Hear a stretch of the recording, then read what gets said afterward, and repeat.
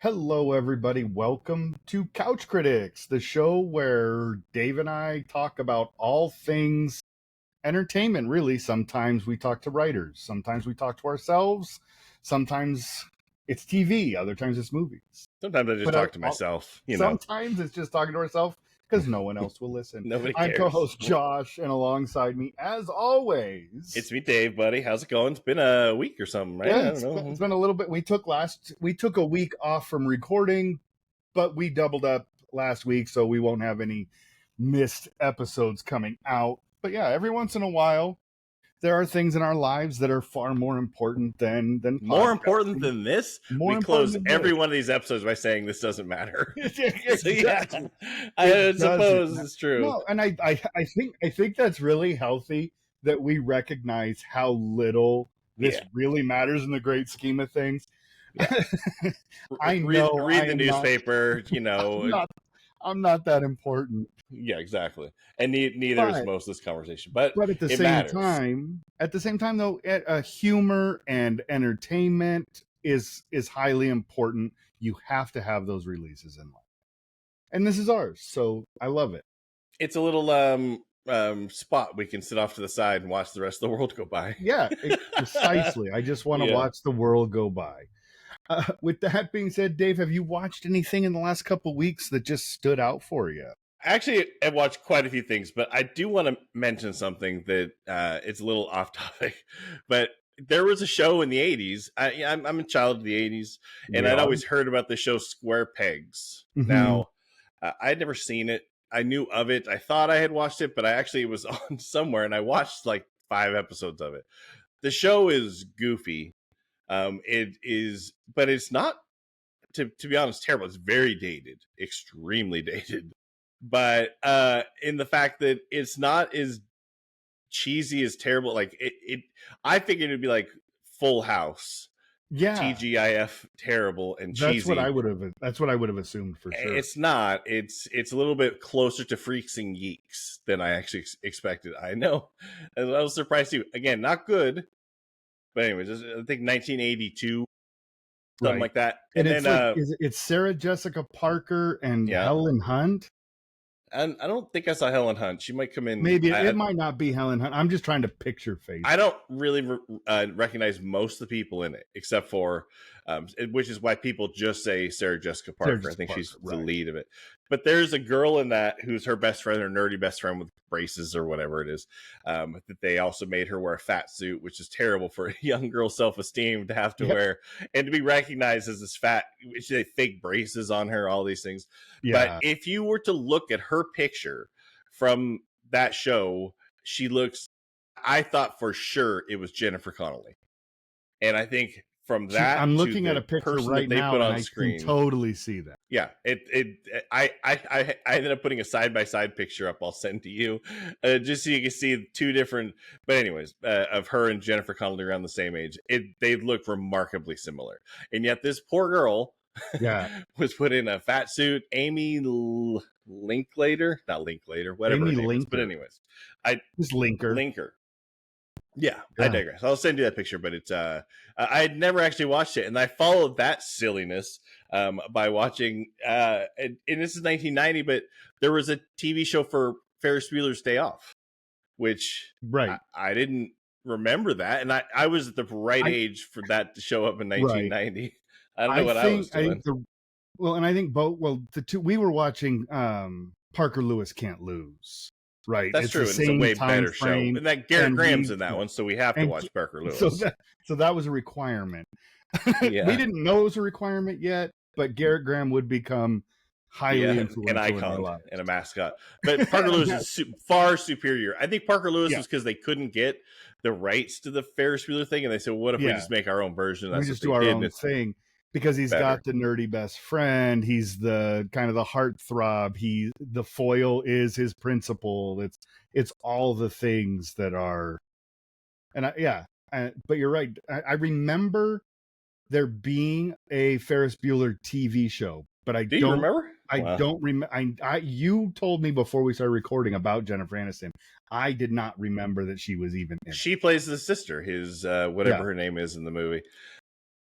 Anyway, it's got a cast of some actual people in it. The main kid who plays Ferris Bueller, I cannot remember this kid's name. He was in 18 again with George Burns. That kid, Oh, the main kid. I'm at a loss to remember his name. But it seems weird that he did back-to-back high-profile projects, like working with George Burns in a movie that we yeah, all probably saw. It's a we body did. Oh, switching movie, to reference one of our previous episodes we've previous done. episode. Woo, woo. And then go on to do a starring role in a sitcom of beloved character from, Yeah, around the same time period. And then I kind of disappeared, maybe. I don't really know what happened to him. yeah, and it was Charlie Schlatter. That's it. Charlie Schlatter. He fits up there with what's his name from Meatballs. Yeah, he's definitely fits him and Real Genius. Chris Makepeace. And then I always forget the other kid's name. That's the same guy, but Real Genius. Their parents forget their names. Most people do. But anyway, Charlie Schlatter, Chris Makepeace, and then that other guy from Real Genius. Yeah. But anyways, I just wanted to throw those out as honorable mentions. I have watched. Did you actually watch? Did you watch Ferris Bueller at all? I watched like 3 episodes. Yeah. Is it just not good? Why wouldn't I? Like, right. I think I was trying to get some preparation done for some other work that you and I were working on, right? And it just was on in the background, so entertaining enough. So speaking of background noise, while I was doing my research, I found out about this parody film from 1983 called "The Creature Wasn't Nice." It is the goofiest. What do you mean parody film? Parody film about the movie basically Alien. Okay. The crew of a research ship, and they bring an alien creature on board to study, and it just goes goofy quick. Like the creature sings, cracks jokes, and causes slapstick comedy instead of terror. They did that in Spaceballs too, right? Doesn't the thing come out of his chest in Spaceballs? Hello, my baby. Yeah, and we all could see the track and the thing holding up the little puppet in Spaceballs. But they did get John Hurt to come out and do the part in Spaceballs. That's very true. In this movie, it's 1983, so you have Leslie Nielsen coming off of his big comedic turn in Airplane. You have the great Cindy Williams in a movie. Shirley from Laverne and Shirley? Shirley from Laverne and Shirley. Okay. And as the third star playing the character John is the one and only Garrett Graham. Garrett Graham's in it? Garrett Graham is in it. Now I have to watch this part of my language.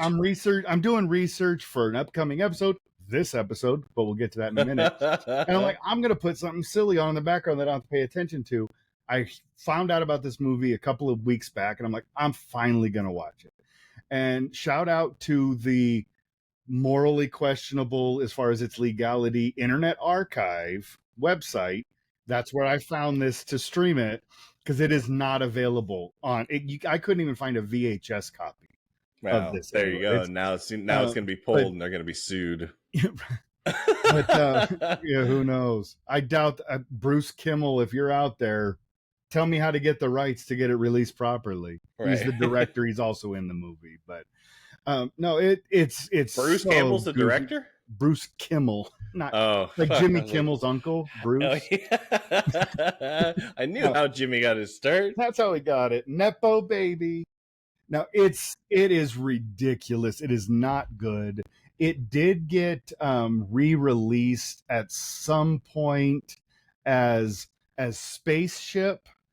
Around the time, I believe that it was released as that around the time of Spaceballs. Okay. And then again, around 1990-ish, it was re-released as Naked Space to play off of the Naked Gun thing. Okay. So an alien parody, let's re-release it. We got, Leslie Nielsen's big again, let's re-release. So they really. And then Hot Shots comes out, and then it's Hot Space, and then it's Hot Naked Space, and then it becomes a porn film. Hot and Naked in Space. Yeah. So they definitely tried to shoehorn this in and make it popular. It's not good, but if it's background noise while you're researching something, I think it's worth having on. That's it's funny you bring that up. There's a parody movie from 1981 that I never heard of and never knew existed. I actually think you probably know, because it's an original horror spoof. It's spoofing horror movies. I had never heard of it and I have not watched it yet. I only watched like the first 10 minutes of it, but then I was like, oh, I'll save this, we'll watch it, and I'll bring it up next week. But I'm going to bring it up now. You can have a chance. I think it's on Paramount, but it's called Student Bodies from Yeah, 1981. yeah. See, I knew But you would know it. yeah, well, hold on. I haven't seen it. I don't know. I believe if it's the one I'm thinking of, the murders are all like one person gets stabbed to death with like a cucumber or something. Like That sounds like this movie. yeah. Yeah, It's I'm familiar with it. I've full only seen it parody a couple movie. times, but yeah, it's a full parody movie from 1981, which is basically playing off the Airplane time period. yeah, I don't know. It's basically if Airplane did a slasher. Right. Yeah, I watched a handful of movies also. One of the things I watched was a movie called Champion, followed by Detective Story. Those are pre-1950s and everything else. But I did watch a movie called Hobson's Choice. It's a David Lean movie from 1954. Have you seen it? No, I see so I think it's on HBO Max. And I see it all the time, and I'm like, I really should just sit down and watch it, and I just keep not watching it. Right. It's I watched it with Mel, my wife Mel, Amy. She fell asleep 10 minutes in. It's very slow to start. Yeah. But for 1954, it's a British movie. A lot of the stuff is hard to understand, I guess, in the beginning because we don't. It's cultural differences in the 1950s. Sure. But anywho, I digress. It's empowering for women. Mm-hmm. The hero and the smartest person in the film, without spoiling anything, is a woman.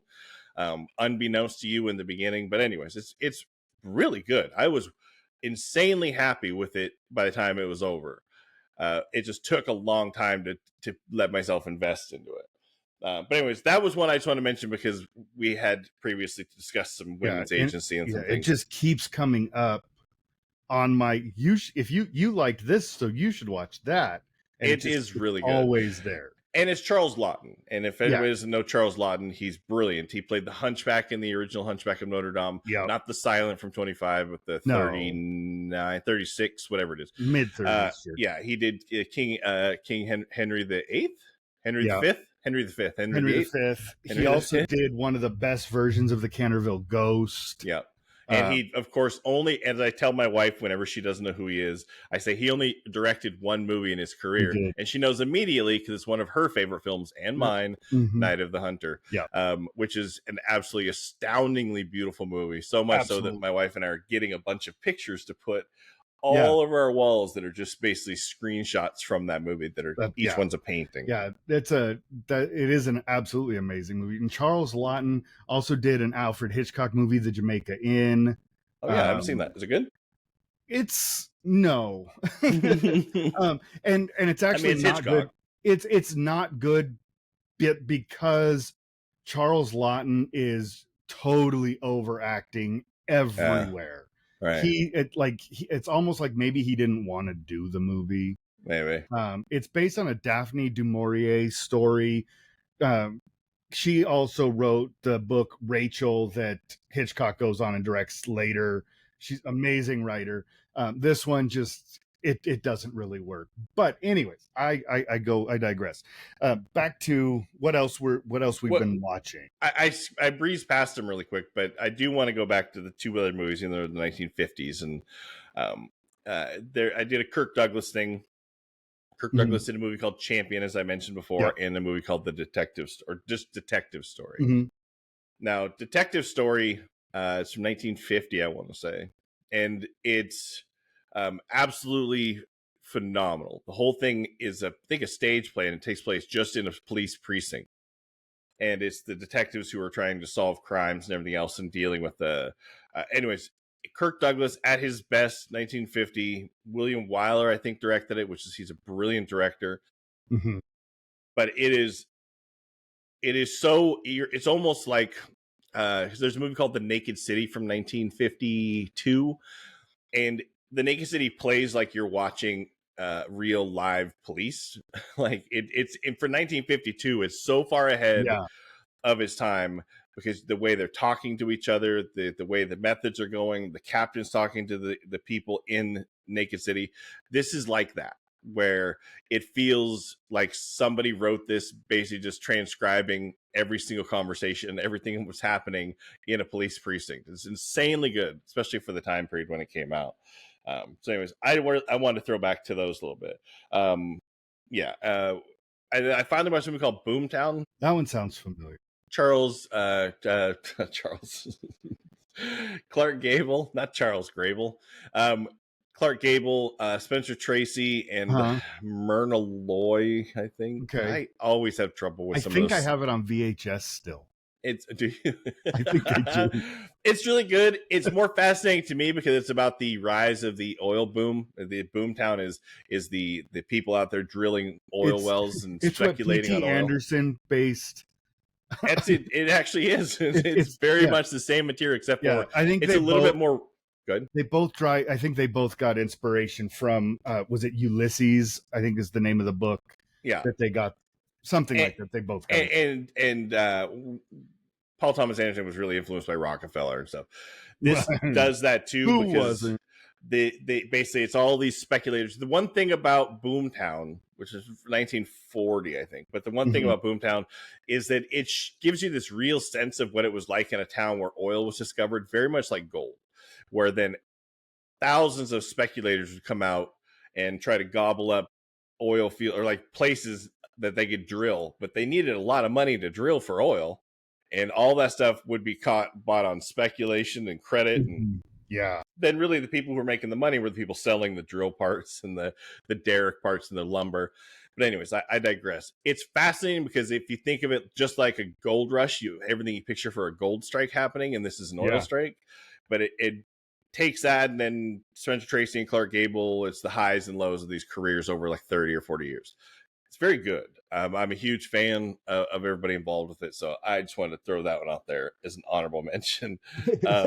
Everything's honorable around what here. else have you been watching? Yeah, so you mentioned Spencer Tracy. One of my favorite movies ever. It's a quasi western, except there's cars in it, so it's not full western. But is Bad Day at Black Rock. John Sturges, Spencer Tracy, Walter Brennan, Ernest Borgnine, Lee Marvin, so many people. But Spencer Tracy is supposed to have a lame or a gimp, I think they say, in that arm in the movie from the war, because this is right after World War II. Yes, which is brilliant. But the only way I think he could achieve that was by like gluing his hand inside his pocket. So it never leaves his pocket. He appears to be a one-armed man. So that he's actually who Harrison Ford is looking for in The Fugitive. Yeah. Spoiler alert. That's what it is. Yeah, that's exactly right. And he goes, I don't care. He's like that, quietly, he's on this search for a Japanese American farmer in this weird noir town that they just don't want strangers there. It's just a really, really atmospheric, slow moving, wonderful, wonderful movie. I watched that. I did finally get to watch the silent film that you recommended. It's not really a film so much as it is a showcase of what the motion picture camera can do, but the man with the motion picture camera. I did finally get to watch that. And how good is that? It is there. So there is a point about 30 minutes in that it gets your heart racing in a sort of an arousing sexual sort of way. The lady putting on her stockings, and then immediately goes to this scene where this guy's got his head on the railroad tracks. That train just keeps going. So your heart's up sensually, and then it's heart racing because you're nervous. Yeah. Like there is no narrative through, but it definitely works your heart rate and gets you just totally invested in the only movie. Narrative. It's Man with the Movie Camera from 1930, I think, and it's from the Ukraine mostly. They filmed there. It's a Soviet era. But anyways, the only narrative that is that it starts at the beginning of a day and then ends at the end of the day, and it's what people are doing when they're.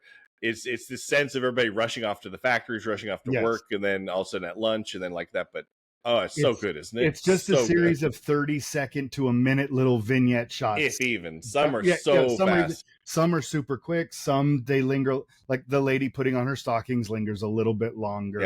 Yeah. But you're right. Lady with stockings. Hmm? It's a lady putting on stockings, of course. It is. That's It why is a wouldn't they man. linger? It is a man filming all that It is a stuff. man So filming it all. But his wife edited it. yeah, So she's and like, so did you really need to hang in there for that extra 12 yeah, she's the seconds? one who kept the edit long. Which, by the way, it was gonna fit into an interview that we were about to do. But anyways, Yeah. I digress about that.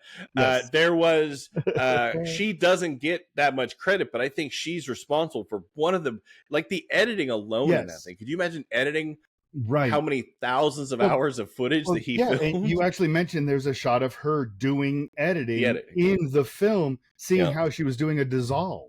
Yeah, exactly. Like it's literally right in there. You see the importance of and the tedium of what she has to do Each to and every create step. that. Yeah. So that was fantastic. Did I watched and I watched a couple of horror movies, of course, because I'm always doing horror research. But Horror. there was You say horror movies? yeah, oh yeah, big time, big time. You're talking like Pretty Woman and Doctor Detroit, or not Doc, Doctor Detroit? I, It is Doctor Detroit, it right? is Dr. Detroit with the great Dan Aykroyd and Night Shift. Night Shift. Call me Barry Blazejowski. I'm an idea man. No, I watched. There was a movie that I watched doing my horror stuff, but it was called because a few weeks back, by the time this comes out, Mika and I were talking about horror movies that took place in schools. So I was watching. It was a made-for-TV movie from the late '70s called The Initiation of Sarah, and it is 100%. The idea came from the success of Brian De Palma's Carrie. It's a girl who is pledging a sorority, and her adopted sister is pledging a different sorority. The sororities don't like each other, and then this girl has telekinesis, and bad things start happening. Of course she does. So but it's like Zapped with Scott Baio. It's also Zapped, just without Willie Ames and Scott Baio. Holy cow. Oh, Zapped. I'm sorry. Go ahead. I didn't mean to sidetrack you. Anytime we start getting off on Scott Baio. You know Scott the blah, podcast blah, is blah, blah, blah, blah, blah, blah, blah, blah, blah. I'm sorry. Keep going. But I don't know. Oh, so you brought up a movie a couple weeks back. You watched House. The horror movie. Kay Lenz is Sarah in The Initiation of Sarah. Kay Lenz is also William Katt's ex-wife in House. Yeah. They definitely they've uglied her up to play Sarah in The Initiation. William Katt is in Carrie too, right? I do believe you are correct. William Katt is one of John Travolta's crew. Yeah, but I think he's supposed to be the nice one. Am I right? Well, John Travolta is actually the one that tries to talk them out of William Carey, but then eventually goes through. But I think William Katt. William Katt is actually he's the actual nice guy. He's the one who is like, oh, she's nice or whatever. She's not so bad. He's like the greatest bad American guy hero in that movie. Spoiler alert: the real bad guy in Carrie is Piper Laurie as Carrie's mom. Yeah. Carrie's mom is the bad guy. But anyway, I think everybody kind of knows that. Sarah, it's good for a late 70s TV movie. Its pacing is good. The performances are serviceable. It's got, and I'm drawing a blank on his name now. The main guy in Airplane.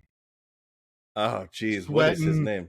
Not Robert Ryan? Not Robert Ryan, but Robert. I'm thinking Robert's right. Yeah, it is Robert something. But anyway, he plays like one of the heartthrobs, like the main girl's boyfriend. Oh, the main girl is Morgan Fairchild.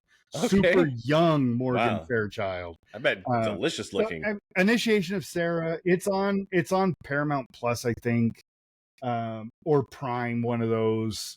And it was all right. If you want to watch a PG rated Carrie, go give it a try. If you PG rated Carrie, what do they don't handle pig's blood at prom? They don't throw tampons, but they throw in this one. They don't throw packages of tissues or something, right?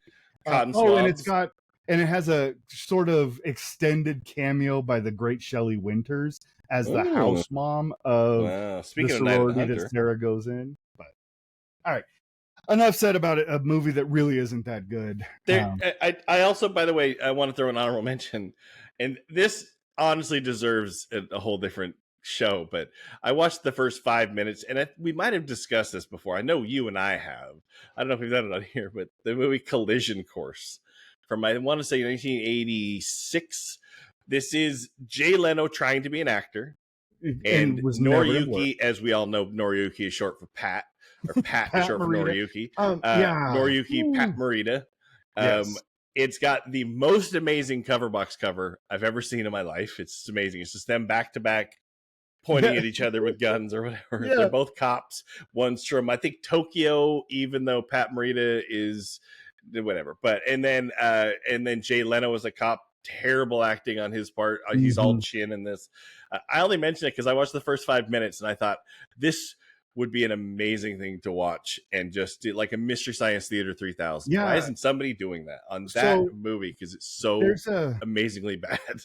There's a couple of things that I think would be a lot of fun if we ever get to the point where we do like a Patreon membership for our thing. I would love to do something where we grab a movie like that and we just do, you and I turn on our cameras and sit by our TVs and just us go watching Collision Course and share that with our Patreon members or something. But just doing our own version of an did a pretty decent play-by-play, but without that playing on behind it, of Love Actually with Mel in the famous Mel episode. We did. Is, if you haven't heard it, which is an amazing episode. Even though we're kind of cruel in some parts about Love Actually. But you know what? I am going to push back on that and say Dave was kind of cruel. I'm very Dave cruel. Dominated the microphone. I really was.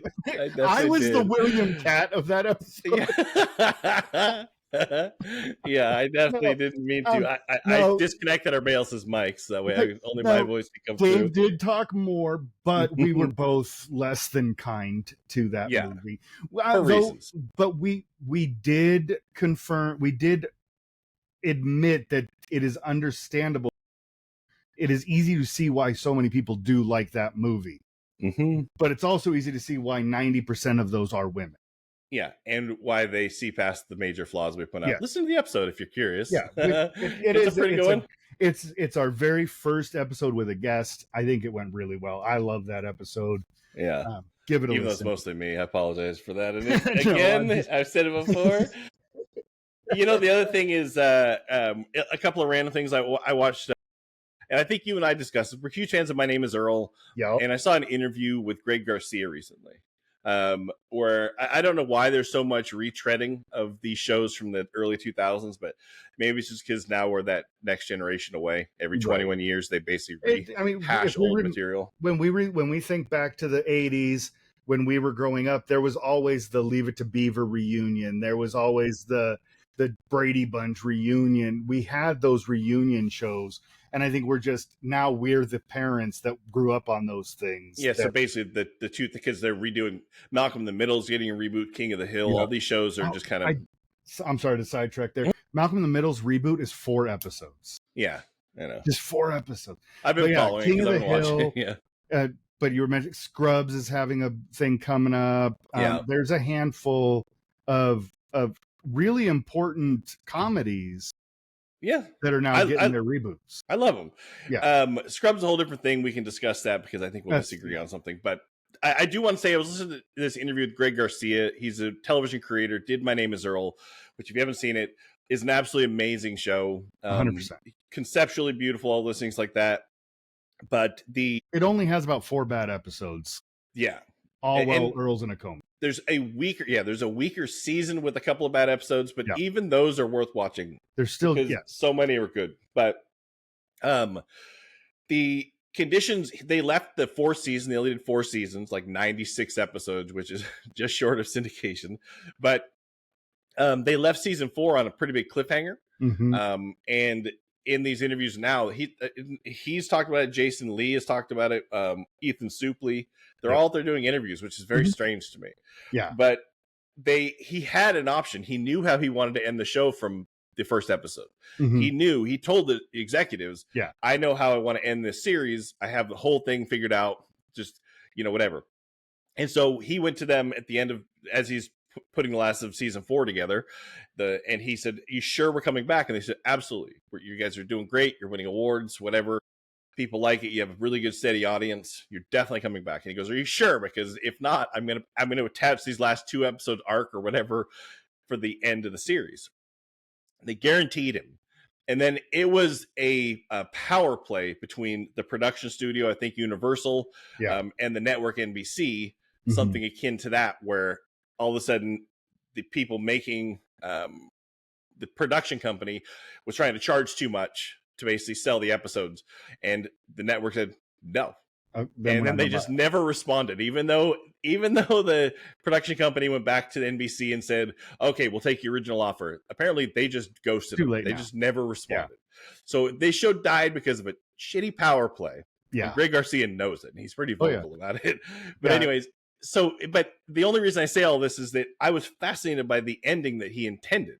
And I don't know if I've talked to you about it. But I know nothing about the ending. So the ending, and again, watch Greg Garcia explain it. It's way better. But I will tell you that the whole concept was going to be, My Name is Earl is about this guy who does a bunch of really shitty things in life and then thinks about karma, learns about this thing called karma, makes his own list to go around and try to fix all the bad things he's done in life. Wrongs.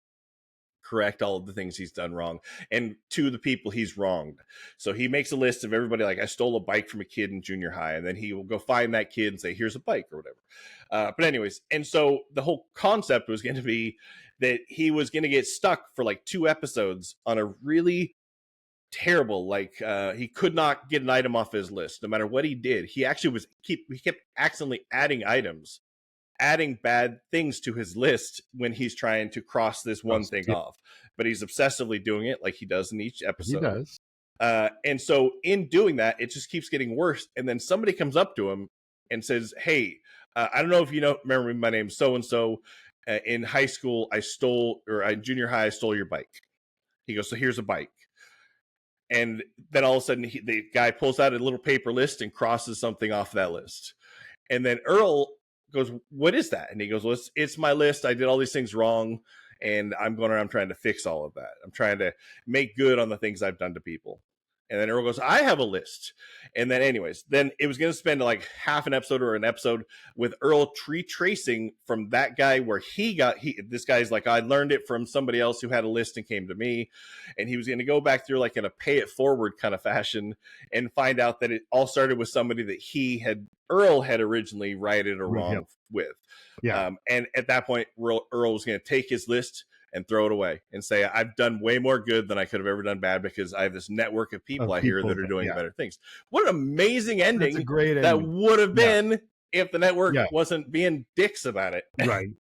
If they Greg Garcia is an amazing writer. Universal or whoever it was. Yeah, I honestly can't remember the production studio. But the production studio wanted more money, and they said, well, we'll teach you a lesson by canceling one of our top 3 shows.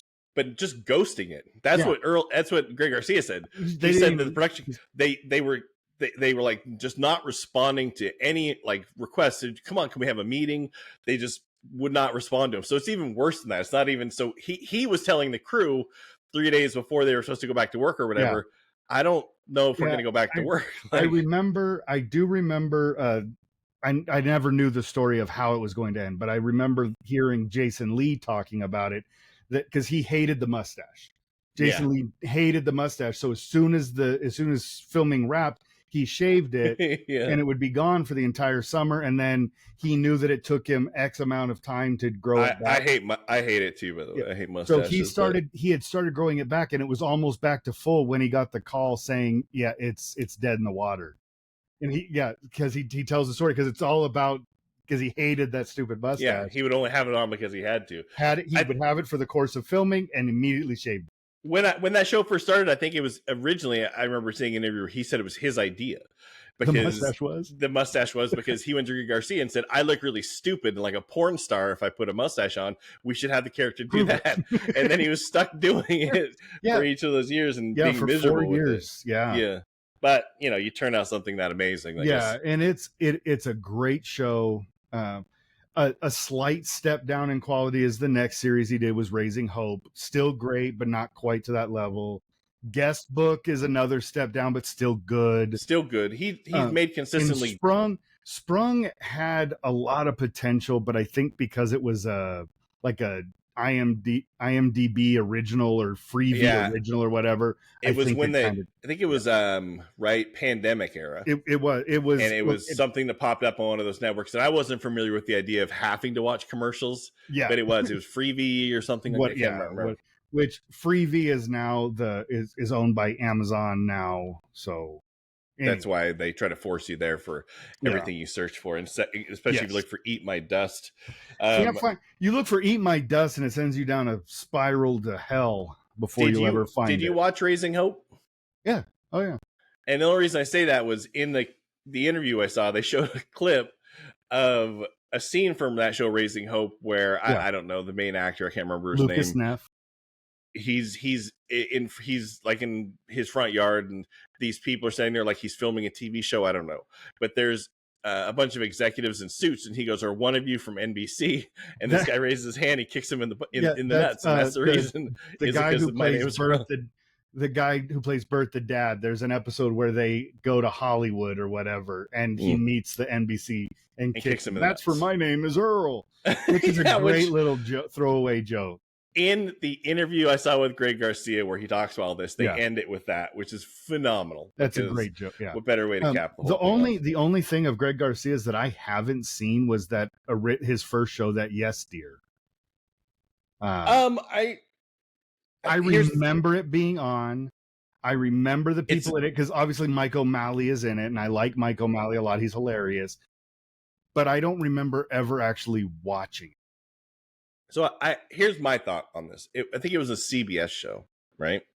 Sure. Now nobody cares about networks anymore.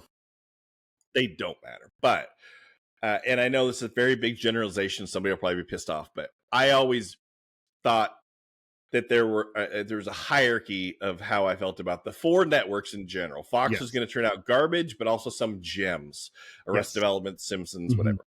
NBC would be pretty consistently turning out better writing. They were the first national broadcasting company. They were the first ones to do it. Yes. And so anyways, ABC was going to turn out more family friendly stuff and a lot of like drama and 1 hour stuff, whatever. And CBS was going to turn out content for old people. Stuff that the jokes were too low hanging fruit. Right. It was a lot of multicam. And so yes, here is that. CBS is very much you're right, the low hanging fruit. They are and I don't mean this in a negative way, but yes, I do. They are the network of Chuck. It's Chuck Lorre's broadcasting system. There you go. Because anything he wants to do, CBS is going to put it on. That or NCIS. Yeah, that's exactly right. I don't think anybody. I don't know if that it's different now. I guess because now we have streaming and stuff. But back in the day, I could not find a CBS show that I really enjoyed. Yeah, it never happened. Anything I liked was not on that network, and it was because those all fit into a category that I thought was the vast majority of network television shows that I ever watched are NBC shows. Yeah, very much.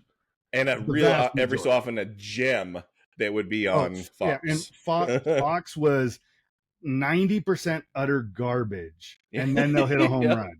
Yeah, but they'll put out 10 pieces of trash to find that one diamond. For every Dancing with the Stars and every Skating with Celebrities and all that stuff, there's an Arrested Development in there somewhere. And then Arrested Development shows up, and he doesn't. And if you don't love, but anyways. If you don't like Arrested Development, I don't think you're going to like it. You're on the wrong show. About. You're listening to the wrong two guys talk. There's very little joy in what we're talking about, which I don't think there's joy anyways. Bob blah blah's law blog. Bob blah blah's law blog. I think one last thing, and then we can get to our list. Did you watch some more stuff, or I'm sure I did, but I don't have anything else on my in front of me right now. And I know we talked about Cinerama and stuff like that. We can discuss that another time, but I do want to ask your opinion because you're a big horror fan. And there is this movement now, and I think the very first time I saw it was the Winnie the Pooh movie of public domain horror films. Yeah, and Blood and Honey. Yeah, Blood and Honey. But there's two different Popeye horror movies. Yep. Mm-hmm. There is a Steamboat Willie horror movie. There's an Alice in Wonderland. Horror movie. Those are the only ones I ran across with very little searching. Those are the ones that I know of too. I have not watched a single one. Because I still have some I you still have to make a good movie. I don't Yeah. want to just watch trash. Now, if the director of the Steamboat Willie horror film reached out to me and said, "Hey, I'd love to come on your show and talk about it," well, then yeah, I'll watch it. But Yeah. I'm not going to go watch it on. Right. Not on purpose. No, let No. me ask you this question. I only asked because Yeah. of I was told for a long time that how amazing Five Nights at Freddy's was. Just absolutely Yeah. amazing. And I think we've discussed it, and I like it for a horror movie. I do actually like the actors. I really like Yep. Matthew Lillard. We've talked Same. about it. He's a hero of the show. If he wants to come on Yeah, and talk if to us you've listened anytime, at he's all, welcome. you know, And if Matthew Lillard can bring Garrett Graham with him, all the better. even better. But Five Nights at Freddy's, it was so hyped to me that I was actually, if I'm being honest, really disappointed. Yeah. I thought it was a Yeah. silly concept, all that stuff like that. And it almost seems like you could have taken pretty much any, if you had said it's the Winnie the Pooh movie and it was Winnie the Pooh animatronic characters doing these things, Yeah. what would be the difference? Like, to me, I don't think that, I don't know. Yeah. Again, I could be off on my own little thing. You know horror better than I do, Yeah, but no, in you're these, not wrong. So Five Nights at Freddy's is essentially it's a preteen, young teen video game where you have to try to navigate these demon possessed animatronics, and they decided let's turn this series into a movie. The first movie, from someone, I've never played the game.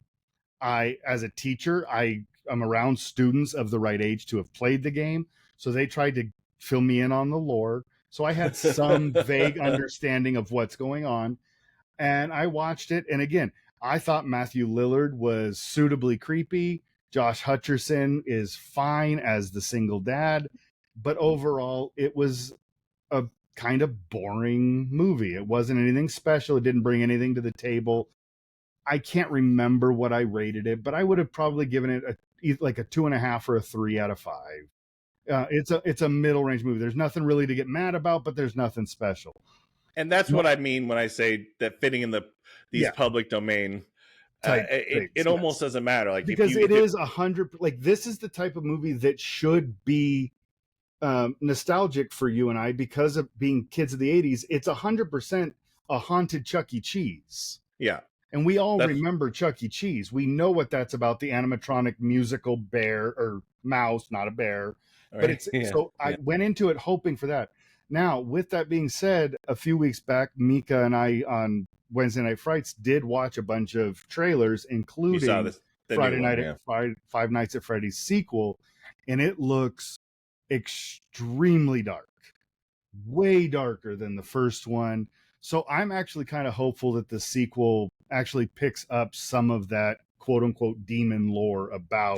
Didn't the first one end on a place that wouldn't have easily continued? That if I remember it correctly, doesn't feel like it should be continuable. But if they, so there's, I'm hoping that they do a twofold thing, that they go back to the past to show us how Matthew Lillard's character comes up. Yeah. And then give us the Josh Hutcherson moving forward with life and his daughter. Somehow he puts the souls of, I don't want to spoil anything for anybody. Yeah. But anyways. Don't you miss how they would end like Halloween, where they knew they were going to make a sequel or they didn't, but they wanted you to think, they didn't plan a sequel. They wanted you to be afraid that this person could still be out there. And so, not to spoil anything, but how Michael Myers doesn't die at the end of Halloween. It's from 1978. Wait a minute. She didn't kill. Oh, but I totally misread that movie. It's so John Carpenter amazing, where he falls out and then he's laying on the ground and they look down like, oh my god, he's dead. We're safe. And then all of a sudden they look out and the body's gone.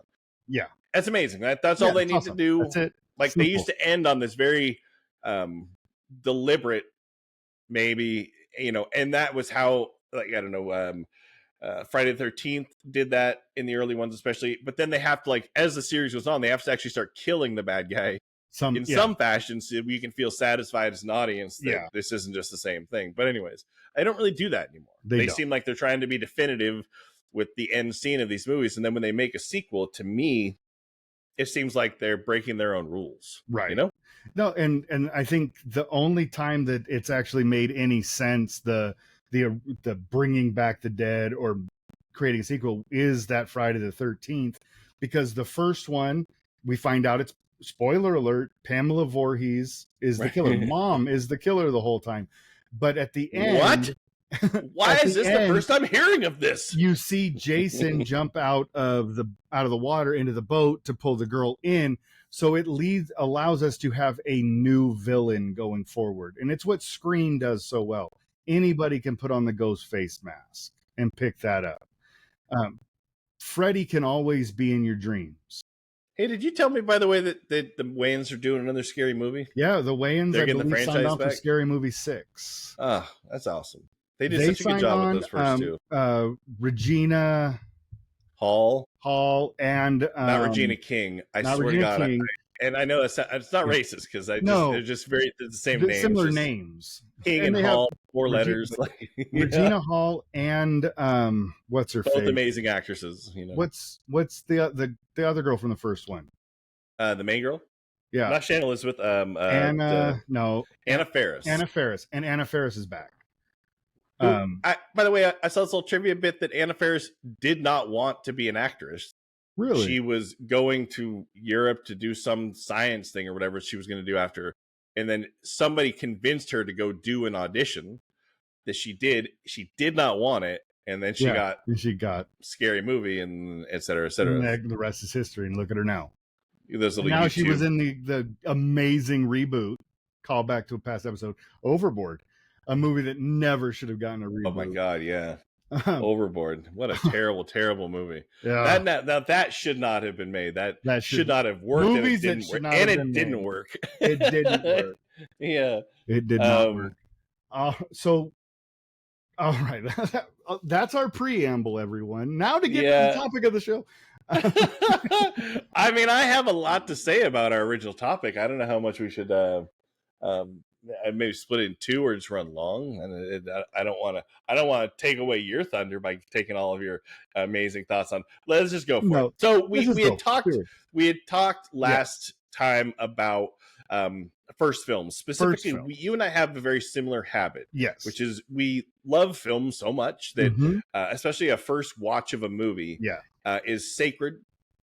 And to be treasured like a good bottle of wine. Like you don't want to open that good bottle of wine until you think it's the right moment.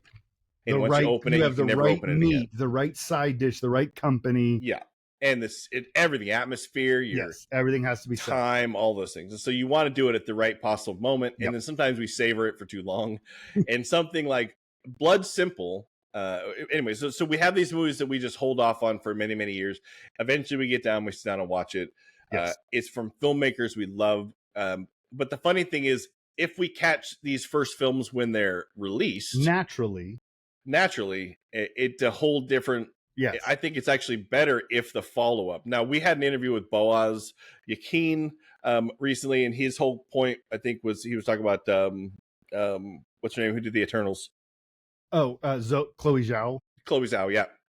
But how, starts with this first movie, Nomadland, right? And then follows up with the Marvel movie. And that's so more common now than like a Coen brothers strategy of going in smaller, independent, off-the-wall movie to another off-the-wall movie to another off-the-wall movie.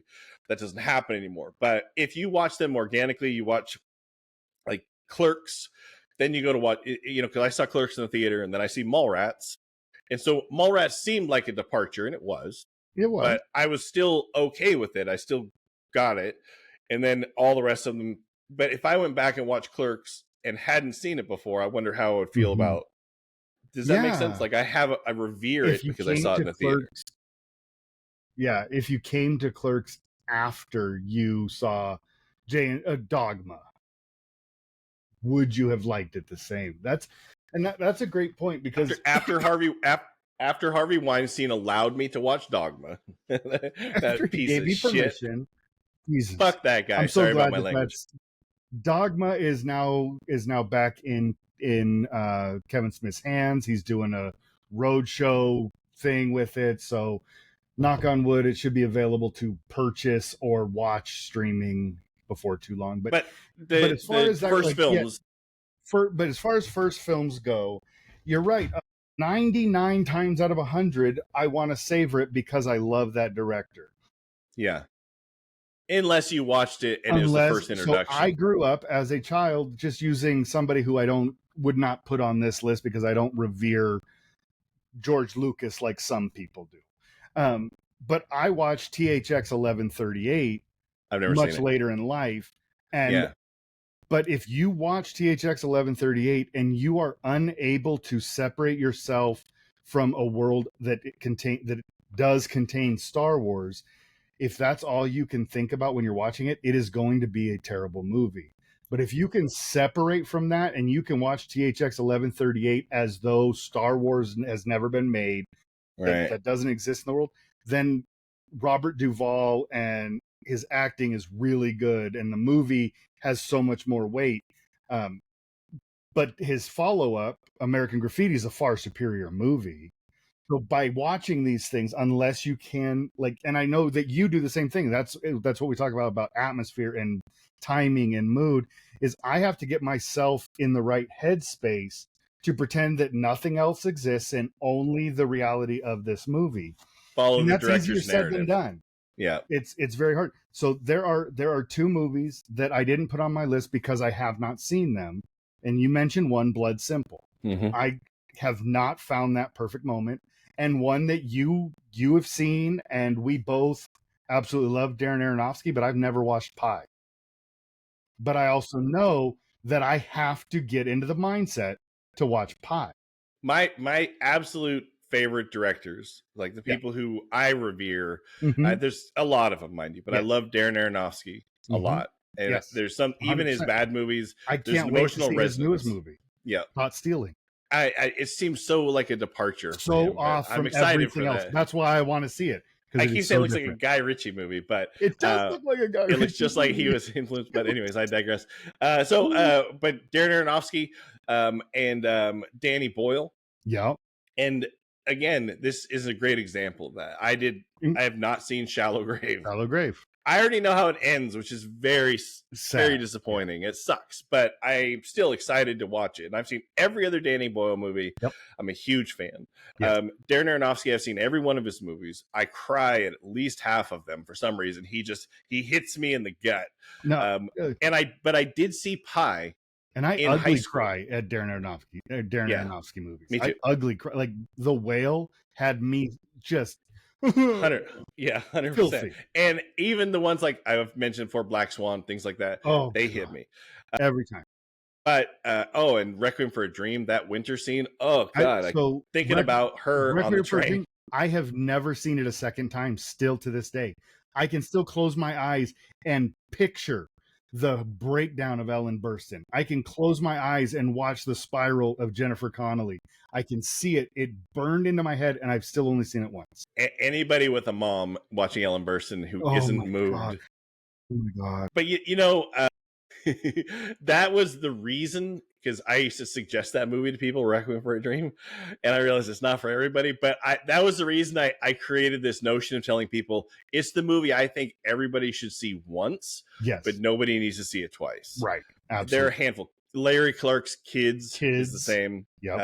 Gummo, nobody should just see it all, but I digress. If you're gonna watch Gummo, do it like have My Name Is Earl queued up to follow. Yeah, because you're not something to clean your mind out, because it's messed up. Yeah. But that was this category I used to tell people, but then I realized there's some people like, I don't think my mom would watch Requiem for a Dream. No. I think she would just be very upset by it. But I think that's the point, and that's what we're getting at. You should. But so I did see Pi like in high school. But I didn't know who he was. I didn't know anything about it. You didn't know yet. I know the lore. I just saw it in high school because a buddy of mine showed me this movie, and I thought it was boring. Because what do I know? But the funny thing about it was I own it now on DVD or whatever, but I've never gone back to rewatch it because I'm still savoring it, even though I've already seen it and kind of remember some of it. Blood Simple was a great example, because I think the earliest filmmakers that I thought were brilliant, they weren't huge mainstream, were the Coen brothers, right? We both Raising Arizona hit us both at a pivotal moment in our childhoods.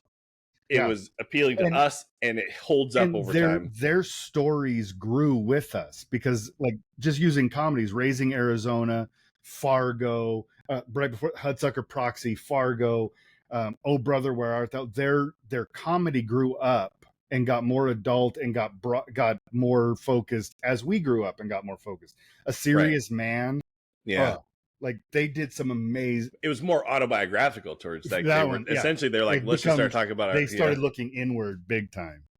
But yeah, Blood I Simple. held Blood Simple was huge. I knew it was out there. I had never watched it. I think I didn't. I also did not watch it until like 4 or 5 years ago. And I literally know the date I watched it because I put a note on my calendar. So that's a kind of a film geek I am.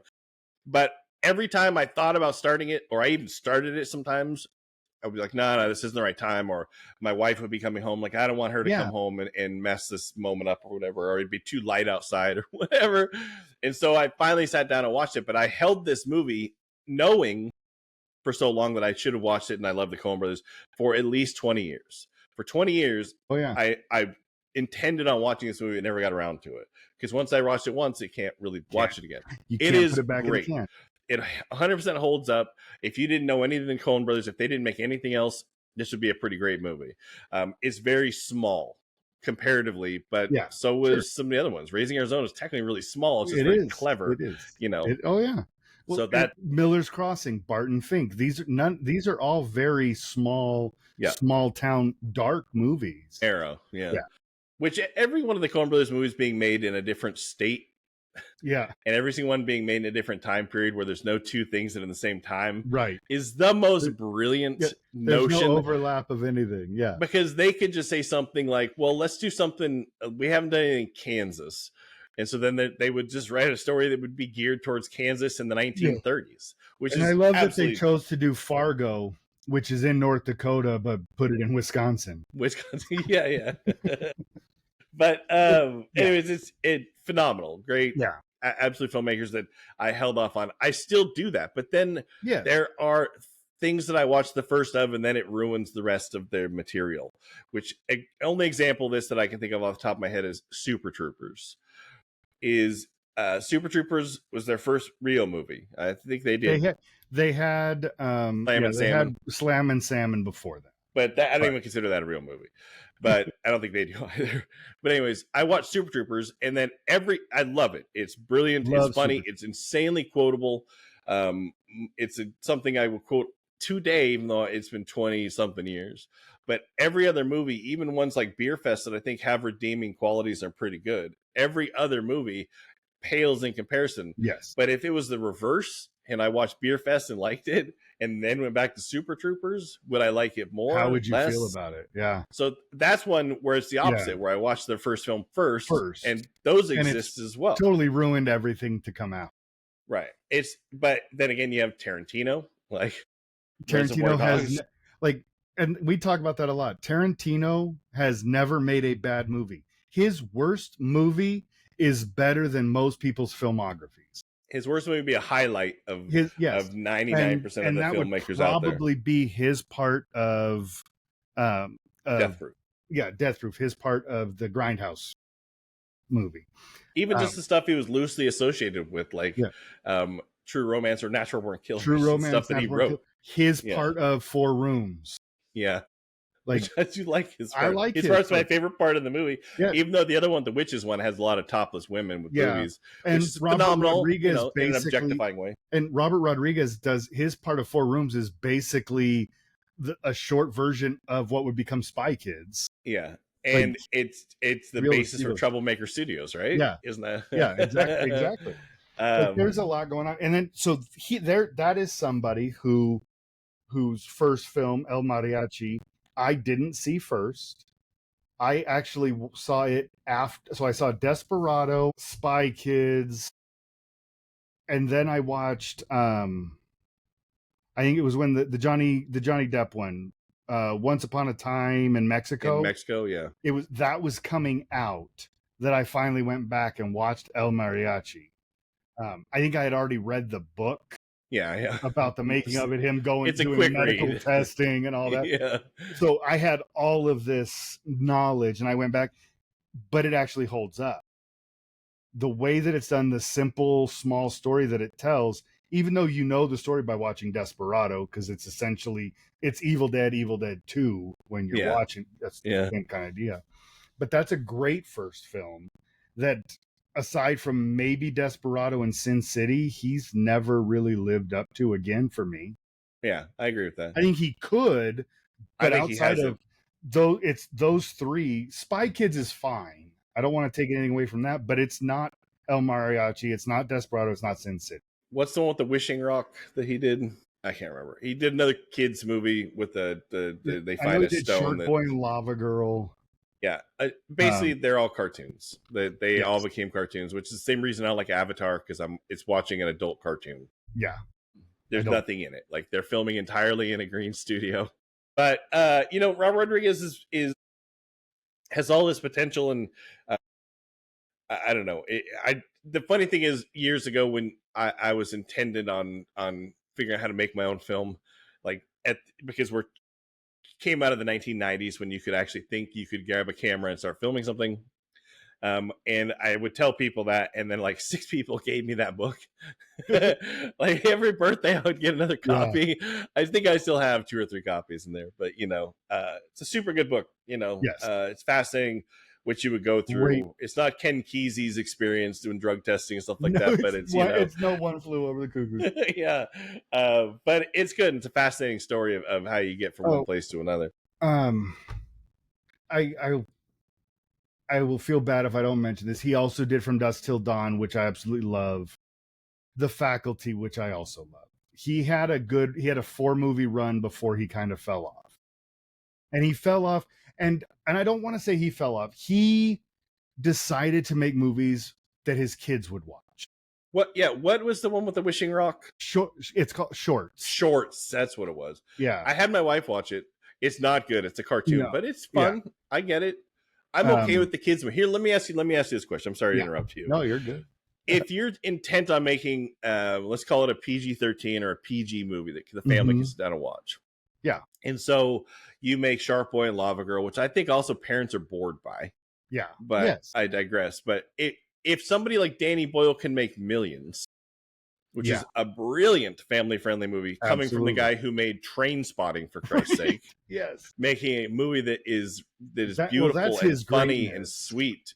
I think that's Danny Boyle's greatness, though, the ability to. I know Robert Rodriguez could do that too. He could put together a family movie that was, I think he's very into CGI. But anyways, I digress. To go back to comedies and Super Troopers, you saw Super Troopers first, did you? Oh yeah. Right. Yeah. And do you like any of their other movies? Beer Fest or Beer Fest is fine. Super Troopers 2 is fine. Slammin' Salmon is absolute garbage. Club Dread is terrible, except for watching Bill Paxton doing his best Captain Ron impression. yeah, that's true. No, other than that, nothing holds a candle to the first Super. Right. But you're right. Beer Fest is okay. It grew on me. I had to watch it a couple of times. And they're doing Super Troopers 3. And I'm going to watch filming now. I'll watch it. I'm going to watch it. And I don't hate Super Troopers 2. It's just not to the same level. It's not as good a movie. I don't think it can be because they shot out of a cannon. But if I watch that in reverse and watch Super Troopers, I don't know if it would have the same impact. I don't know. But you can never tell. It's like retreading. You can't re-eat your ice cream. So just using them as the example, I think Club Dread is a bad movie regardless of how you feel about any of their other stuff. In a vacuum, Club Dread is just a bad movie. It's a horror movie-ish, right? Like it's horror-ish. I only saw it once. It's an island killer. Awful. And I've only seen it once. And I was so irritated that I spent money to watch it. But if you watch Beer Fest first, I bet Beer Fest is much funnier watched first. And then you watch Super Troopers and then you're like, oh, this is even better than Beer Fest, but I still love Beer Fest. But if you watch Super Troopers first, the bar is set so high that the follow-up being Beer Fest just kind of leaves you like, oh. Falls flat. Yeah. I think that's evidenced by rewatches. When you rewatch that movie, you start to like Beer Fest. Yeah, that's very true. It's better on the second time through because my expectations have already been lowered because the shock of it being seen that first time and going, oh, this isn't as good as I hoped it would be. And then you watch it again, like, this is better than I thought it would be. There's a lot of those. But I have a very similar thing with Napoleon Dynamite. Mm-hmm. Also first film. Yep. I wonder if you and I watch a movie, especially a first film, especially an unknown filmmaker or an unknown crew, I Right. watch them and I revere the things that they're doing to pull this off, Yeah. right? Like, Sure. I don't watch it and I don't, like, some people be like, this movie's boring, whereas I'd be like, oh, it's amazing, but you didn't notice, how did they get up to the top of that tower to shoot down? I'm sure they didn't have the film They rights, or I'm sure didn't they have didn't the have rights to, they didn't have the rights to go up there, they didn't have whatever. And we're, I think, viewing it differently, and like, how it would actually be accomplished and what it takes to do those things, which is why every single tracking shot forever that I've seen blows me away. The right. preparation, and nobody else seems to care Yeah. without No, understanding how difficult that is. It's easier and I now, but think it used to be hard. I believe you asked Boaz a question like that, thanking Yeah, the random guy yeah, who let them in to yeah, film a random shot. yeah. But he's Because still, yeah, in the interview, he, at the end of, once again, for the first time, yes, he has a little thank you note to just some guy who opened a yep, gate for him. the guy who But opened it. it's the notion of seeing how the nuts and bolts are put together, and for somebody to come, and maybe it's because we both had dreams of accomplishing Yes, that, sure. Oh but yeah. it's, I also understand. So when I see something like Napoleon Dynamite, Hmm. I'm like, it's amazing. I I know how love that difficult it movie. was. I Absolutely, do too. I think it's love it. brilliant. It's a voice that had not been seen before. Yes. It's a concept that was very simple. Hmm. It was just in every Yeah. way brilliant, and is so quotable. And these guys pulled something amazing off, and all that stuff, and that's fantastic. Uh, but I also have a much deeper appreciation for it because I know the bringing something out of nothing with nothing. They didn't have a $600 million budget. No.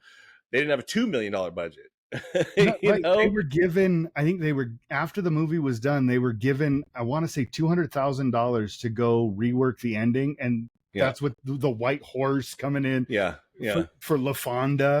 Like yep, that was the most expensive part of the movie. Everything was done for like $60,000. yep. The production company gave him Raised two from hundred thousand people. dollars more to go do this La Fonda thing. The last 2.5 minutes or Yeah, whatever it was, this something last like little that. segment. Yeah, Yeah. to add a little bit of screen cred to it.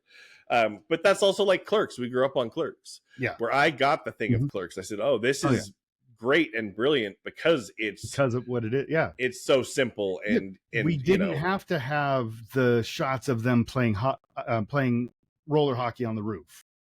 We just had to have the results of them playing on that's the roof. exactly right. Well, it's the Reservoir Dogs trick, right? Yeah, Don't show the absolutely. robbery. Yeah. We're So speaking of Reservoir Dogs. Again, we're speaking of first film. Boaz, connecting everybody. But Yeah. anyways, had he made the movie, Tarantino was going to make the movie for like 50 grand, right? Something like that, or 60 Yeah. grand. Yes. And he was going to make it very low budget, film in one building, et cetera, et cetera. And he had it all worked out, and a lot of that still carries through with some Sure. addition. But if he had done that for 60 grand, I still think it would be an amazing movie. Yeah, because all he added the only thing that was added by the turn of luck that he got by Scott with his connection to Scott Tappert and then what's his producing partner?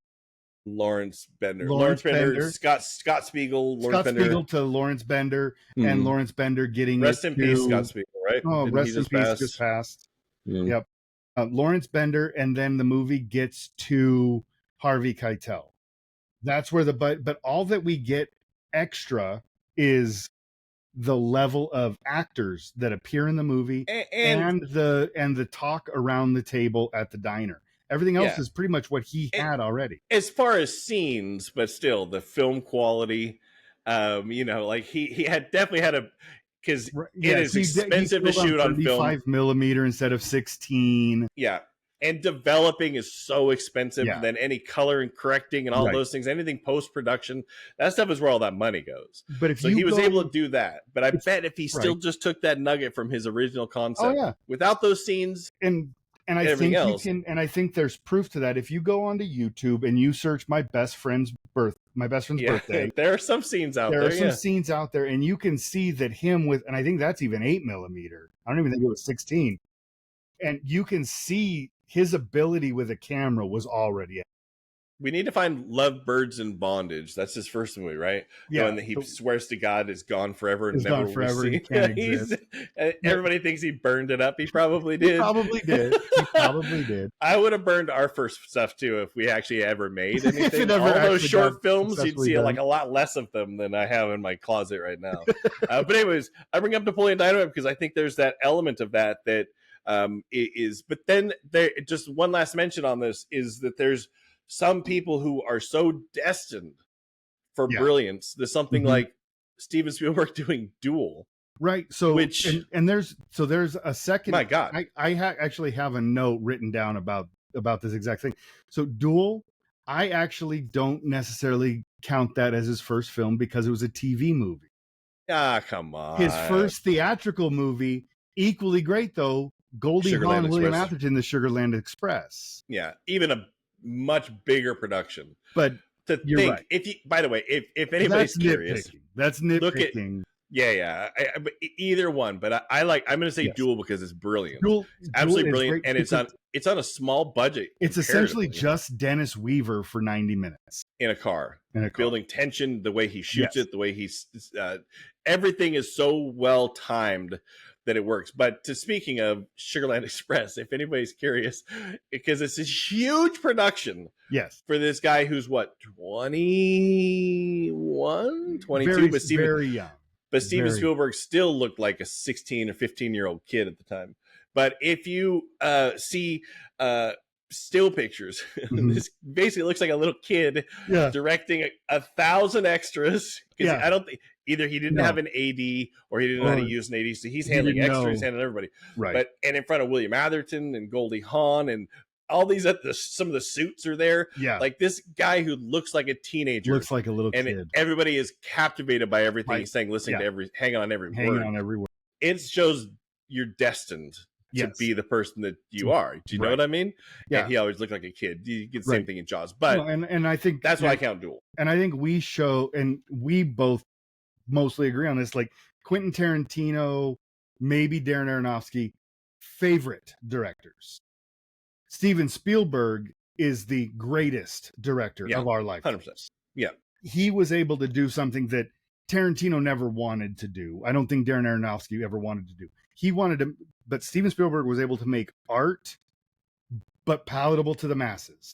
Yeah, commercial, but still have honesty and integrity in what he was putting on. There's a very specific reason why people say all movies are terrible now and Hollywood's out of ideas, everything else. It's because there's always been a struggle between art and commerce. It's basically you're either and a piece of art can be art for art's sake, right, and not worry about the money.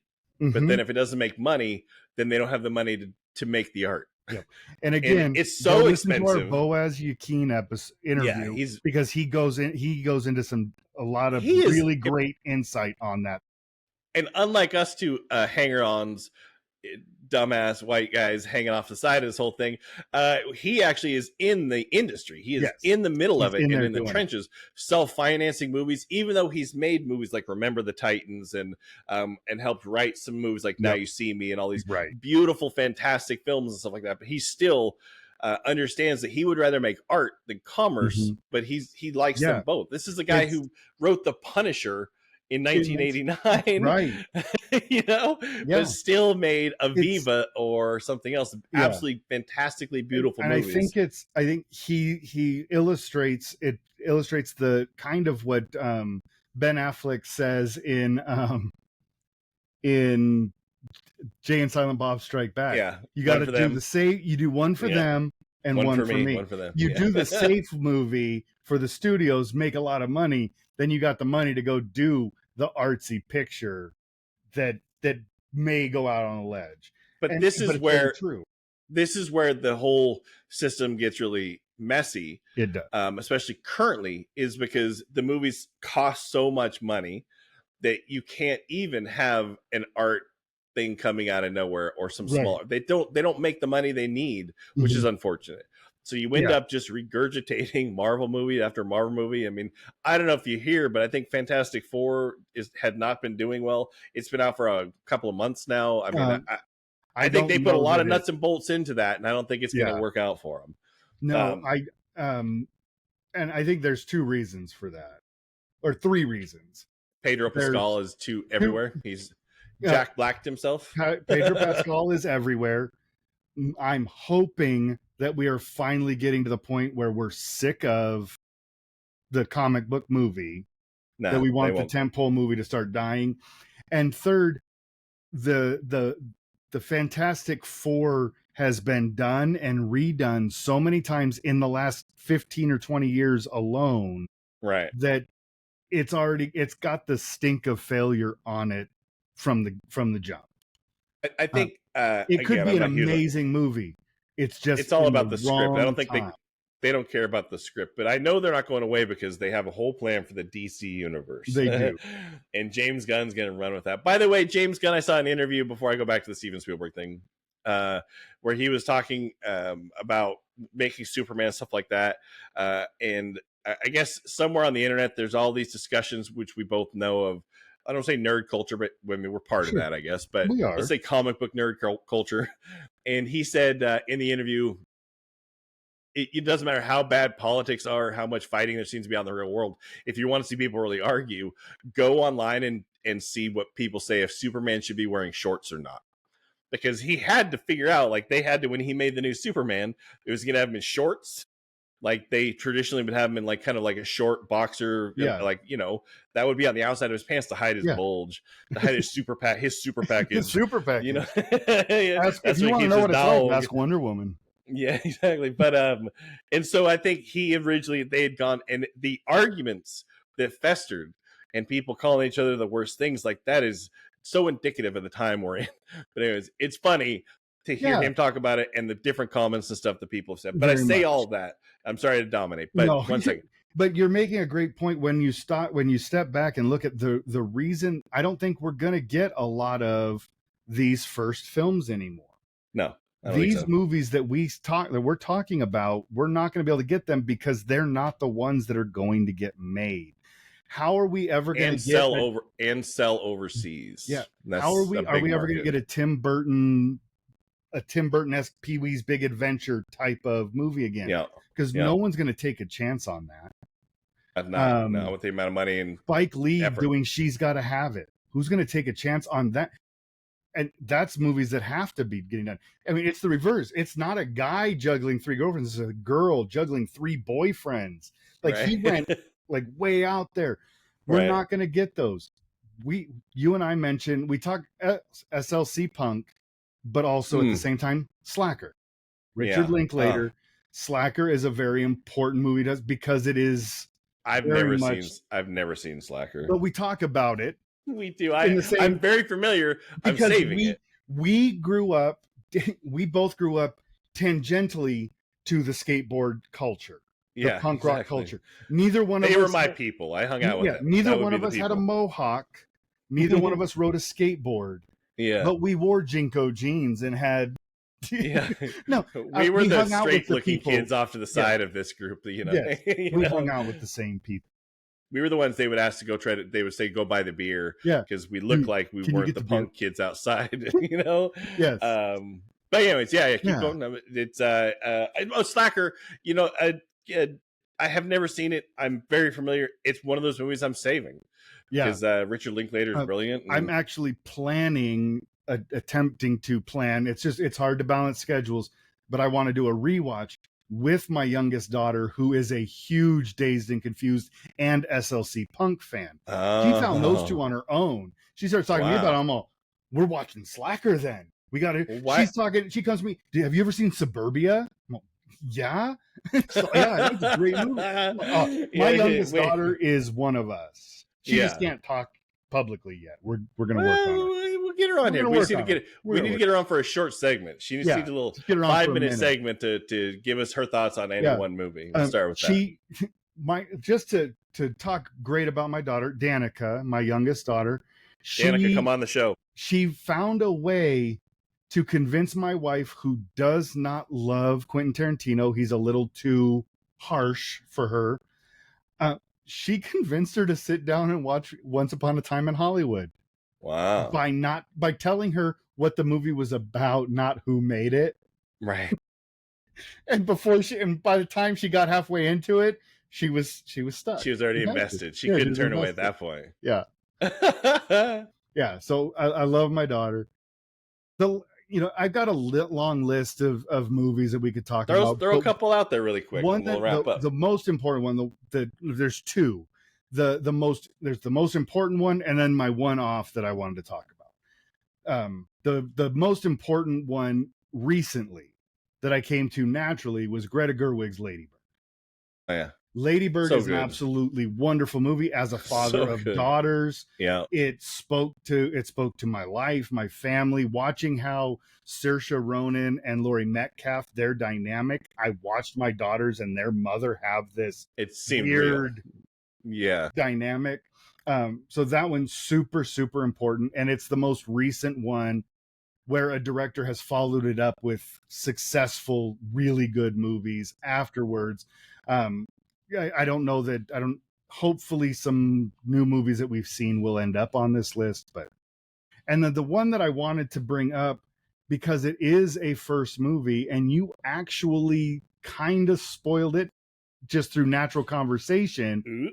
Oopsie a movie doodles. From 1955 starring Robert Mitchum, Shelley Winters, and Lillian Gish, directed by the great Charles Laughton in Night of the Hunter. It is a first film. That? You talked about it we talked because you're going to be getting the stills and stuff behind you. It's a first and only it's film. A first and it's a first, it's an only, and I absolutely respect the man who did it. So absolutely. it fit all the categories that were in my head of what makes a great first film. But it just happened to be an only. Good job. I didn't even think about that one because I think it was a standalone. Yeah.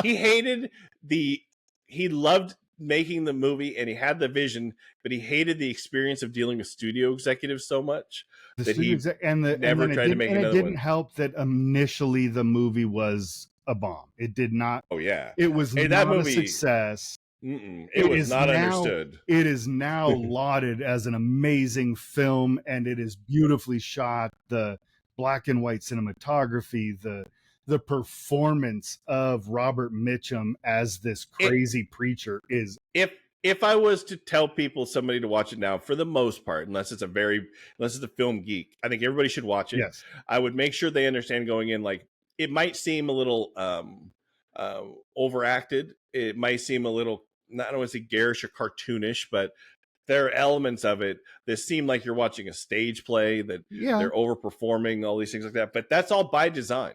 Oh yeah, that's the movie 100%. He went out to make, and it's the whole experience and the beautiful cinematography that makes this movie. It is gorgeous. And Shelley Winters, who is more known as a comedian, is great. She's beautiful. She's wonderful in this role. And then after you watch Night of the Hunter, I know it doesn't make sense on paper, in your head. Immediately follow that up and go watch Spike Lee's 1990. Come on, I just lost the name. She's Gotta Have It. No, not his first film. The pizza in the pizzeria. Wow. Yeah, that's a shame. How are both of us blanking? I don't know. Do the right thing. Do the right thing. Thank you. So watch it, and then watch Do the Right Thing. When Robert Mitchum talks about his tattoos, and then the character in Do the Right Thing when he talks about his rings. It's a perfect mirror. Watch them back to back. Do yourself a favor. Is that it? I'd never even paid attention to that. I did it on accident. I rented Night of the Hunter back in the day when we worked at Blockbuster, and on HBO or whatever, Spike Lee's Do the Right Thing was on after, and I just watched it. Did you just happen to pick up on it, or did he comment on that? Because Spike Lee is a huge film fan. Right. So there's absolutely no way on God's green earth that's I was like, wait a minute. Wow. And I guarantee you Spike Lee saw Night of the Hunter. Oh, yeah. No doubt about it. Yeah. But yeah, so those two. I mean, I have a few others that don't really need to be talked about. The Pleasure Garden, which isn't great, silent film. Where do you think Sofia Coppola did? I always think Virgin Suicides, even though it's Godfather 3. Well, Godfather 3 she didn't direct. She just appeared in it. Oh, that's right. Didn't she write it? She wrote Godfather 3, right? No, she wasn't even supposed to be in it. She was a last minute fill for because like Winona Ryder, I think, had to drop out. Like she didn't even wasn't even going to be in it. So Virgin Suicides is Sophia Virgin Coppola's first Suicides film. is her first film, and that's a great example that I came to naturally. I just happened to watch it when it came out, and it's a great. That is a great. It is a great movie. Lost in Translation, I think, is also I think it better, and I saw that after. But I'm saying like that, like, seeing that first didn't ruin the next one because their follow up was very good. The Bling Ring, I think, is kind of a misstep. I didn't love the Bling Ring. Yeah. I don't think we should. Yeah. I think I told you the documentary I watched about the one girl who never talked and all that stuff. Yeah. It's a part of the next generation, the youth that I don't know. I don't have interest in. Right. Yeah, exactly. Celebrity, exactly. I just don't really care. And then in the 40s had a couple of great ones. Obviously Citizen Kane, but also John Huston in The Maltese Falcon. Oh God, that's a good one. I should have had that on Billy my list. Wilder doing The Major and the Minor. Yeah. So not my favorite Billy Wilder movie. Is it? It's not my favorite. Oh, I was going to say, is it? What? No, it is not. I actually thought it was just okay. And I do want to mention real fast 2 foreign films because they just happen to be first films that I've seen, and it's Jean-Luc Godard's Breathless. Yeah, is fantastic, and Francois Truffaut's The 400 Blows. Both phenomenal. Absolutely fantastic movies. Anybody who even likes cinema needs to watch those 2 movies. You know, it's funny we talk about these first movies that we are holding off on, but there's also movies that I've seen before that I hold off on the second watch. Yeah. Oh yeah. Like it's so good that I'm like, if I just wait another year, this will feel like watching it for the first time. Right. Yeah. Or something like Shaun of the Dead, where I've seen it 10,000 times, and if I wait 8 years, it'll feel good again. Feel good. But 400 Blows is the one I've seen only once. Mm-hmm. I loved it so much. I'm waiting probably 6 more months. It'll be ready to go, and then I can watch it. And then like a good steak. Similarly, there's a movie that I've only seen once. I saw it when I was the first time I ever went to college and didn't succeed. And that's Mike Nichols, Who's Afraid of Virginia Woolf. Right. But because it's now been 25-ish years, 26 years or whatever, I don't remember it well. So it'll be like a first watch. Right. So I have that to look for. Insanely good. I had not. That was part of my journey into these movies that I never really watched. It should have been. That was where that one came from. Yeah, because I watched it as part of a class where I watched The Graduate, Who's Afraid of Virginia Woolf. Like we did a whole series of Mike Nichols, just on Mike Nichols type stuff. Yeah. Nichols and May stuff. Yep. You know, it's so often these movies. I think we talk about all these movies that have all. When you're making a first film, you're putting stuff together. And has all the stuff kind of going against it. And we have all these movies that for one reason or another just shouldn't work. Like they shouldn't, the components shouldn't go together, but they do. Yeah. And then there's a bunch of other movies like we've talked about where, and it's never a first film because if you fail on your first film, you're not getting a second film typically. But where these other movies where people are coming out and all the components are right, as Club Dread is. Right. Where I had such high hopes for Club Dread. And I don't know. I wouldn't mind having a conversation and we could put together a few ideas on movies that everything about them should work. Like everything about them should go together, but either they're boring, the timing is wrong, something just doesn't jive. And it's usually a good director, good story, good concept, good performers. All those things seem like they're in there, but something about it just didn't connect.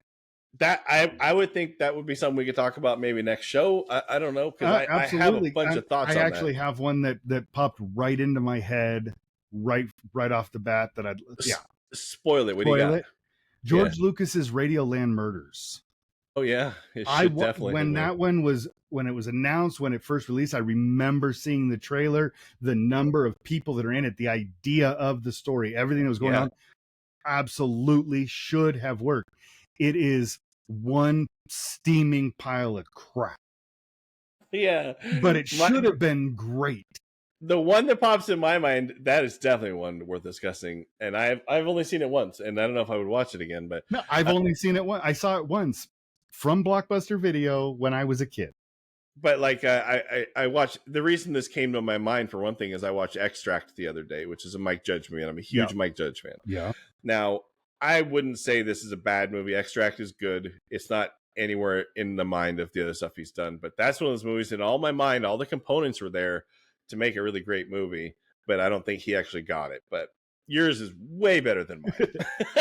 The great thing with Radio Extract, Emergence is, and Extract, yeah. you're naturally going to enjoy it a little bit because it is Jason Bateman. Of course, he's my boyfriend. That does give it a leg up. However, I mean, Mila right. Kunis is absolutely gorgeous, and and Jason Bateman's in it, and he's absolutely gorgeous too. And I'd like to hang out with both of them. If I could be in a throuple, it would probably be Mila Kunis and Jason Bateman. and you know what? And if Ashton's not okay with it, he can hold the camera. Yeah, I think he's okay. That's what I hear. But anyways, yeah, I don't know. I think that'd be a worthy discussion. A great idea. I love that idea because my brain's already spinning on it. There's a few movies. You set a high bar. Now I'm gonna have to up my ante. I was thinking like smaller movies that are okay. They just didn't work as well as I want them to. But I want to think about movies that just flat out. There are some movies that I enjoyed. Club Paradise. Yeah, I enjoyed it. It's god awful. Yeah, but I enjoyed it. So what was it about that? Like, why did it work? Yeah. So yeah, I think we have somewhere to go for next time. All right. Well, with that being said, this is about going to do it for the longest episode of Couch Critics that does not include an interview. If we take a week off, this is what happens. we barely texted. We went radio silent for much of it and just kind of powered through and watched a bunch of garbage and good stuff. This is what happened. Square pegs. Where did you find it streaming somewhere, or did it just happen to be on? I think it happened to be on. I think there's a I have cable, as I always say, and there's a station that plays old television. I can't remember what it's called, but Me TV, Car 54. It's Me TV, I think. Yeah, Car 54. I watch Car 54. Where are you on Me TV? A lot of those shows pop up on there, and then I think on the weekends. Oh, actually, I think it's Catchy TV.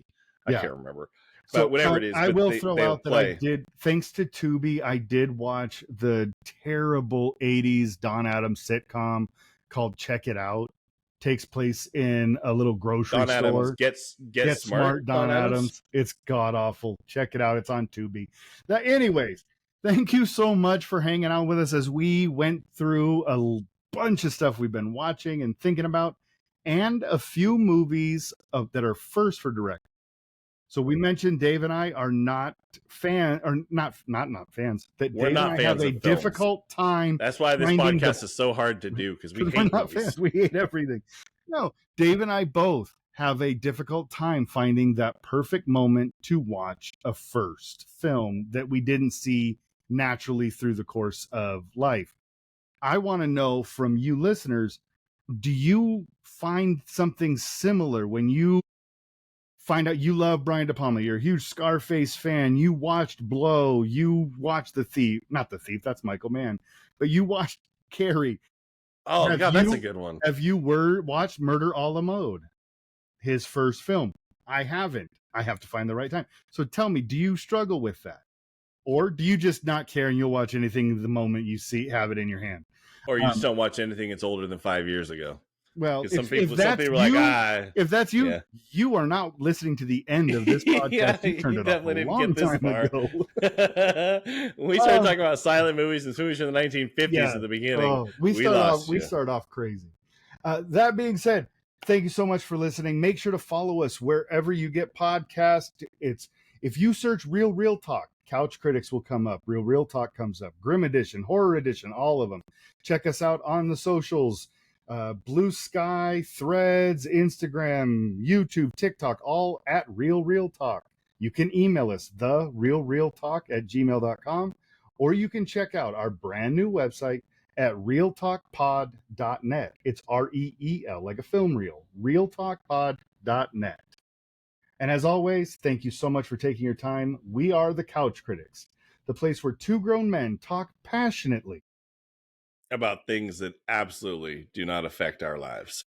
Not at all. Thanks, everybody. Thanks.